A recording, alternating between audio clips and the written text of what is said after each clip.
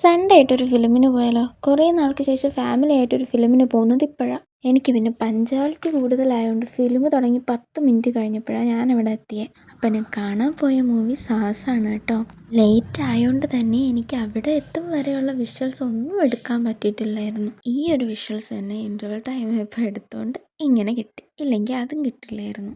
Film കാണാൻ അത്ര തിരക്കില്ലാത്തതുകൊണ്ട് തന്നെ കണ്ടിരിക്കാൻ അത്ര സുഖമില്ലായിരുന്നു. അങ്ങനെ ഇൻ്റർവെല്ല് കഴിഞ്ഞ് ഫിലിം തുടങ്ങി. ഈ ഫിലിം കാണാൻ മെയിനായിട്ടൊരു സംഭവം ഉണ്ടാവല്ലോ.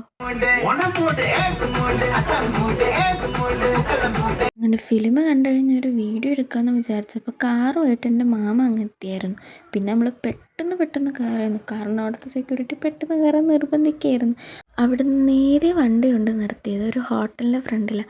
ആദ്യം ഫുഡ് കഴിക്കാമെന്ന് വിചാരിച്ചെങ്കിലും സമയപരിധി കാരണം നമ്മൾ നേരെ ഫുഡ് പാഴ്സൽ വാങ്ങിക്കാമെന്നുള്ള പ്ലാനിലോട്ട് മാറ്റി. ഫുഡ് പാഴ്സലും മേടിച്ച് നമ്മളങ്ങനെ അവിടെ നിന്ന് നേരെ വീട്ടിലെത്തുകയും ചെയ്തു.